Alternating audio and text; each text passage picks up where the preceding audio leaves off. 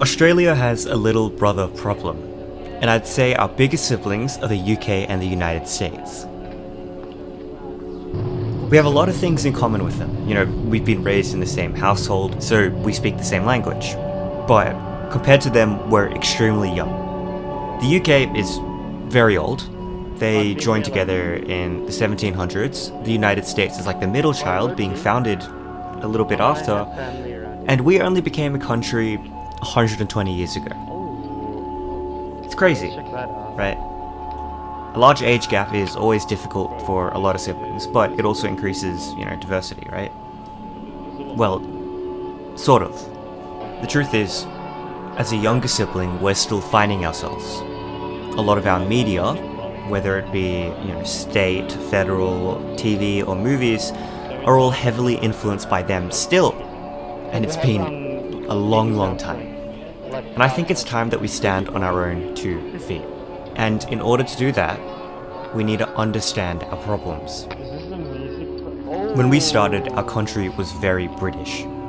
We took a lot from their fashion, their arts. As we soon discovered, our geography, landscape, and foundations were quite different. The British people had been there for a long time, and we did was essentially overturn a large part of ourselves, the Aboriginal people, who had been here for 60,000 years. That was an entire history just ignored. From the very beginning, we were changing ourselves to be like our siblings. As our country grew, we experienced increased waves of migration, like the United States.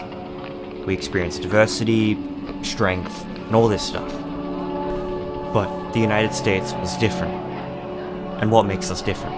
Well, there's heaps of factors. The fact that a lot of their land is more livable, and they have a larger population, but also the fact that they're closer to everyone else. They're able to talk and trade with more countries, and in doing so, they become the center of the world. And this is our first problem: imitation. What we do in our country in order to seem cool is to imitate the cooler middle sibling. And you know what? Sometimes it works. We have movies like A Late Night with the Devil, TV shows like Heartbreak High, that follow that very same formula. American TV, American horror, American settings, right? But that isn't us. If we're only liked for pretending to be someone else, we're not really being liked at all, right? Yes, there are parts of us that are similar, but we need to stand by ourselves. And I think there's a reason why that isn't happening. It's a culture of ignorance. When we've grown up imitating our older siblings, we just don't know how to stand on our own 2 feet. When we've grown up through waves of migration, we learn to hate and reduce and disagree fairly quickly.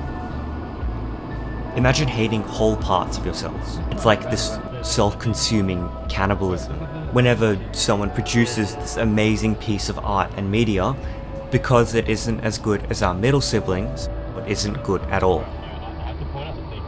We're not accepting of our own culture within our own country.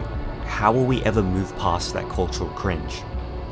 How will we ever be accepted by all these other nations?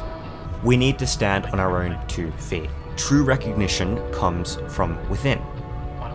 We already have a wide array of stories to tell. 120 years is a lot of time, especially recently. It's just a matter of self-care. If Australian networks and if international streaming platforms were required to show more Australian films, we could build ourselves. And the fact is, we've already done it before. The 2024 Olympics, the United Kingdom had about 120 participants representing 60 million people. We had 450, and we're half their size. We've already accepted ourselves in sports and achieved that international recognition. We just need to do it in other things. Bit by bit, moment by moment. We're becoming more powerful than you can ever imagine. And that starts with acceptance. We don't need to be our older siblings. We can be ourselves.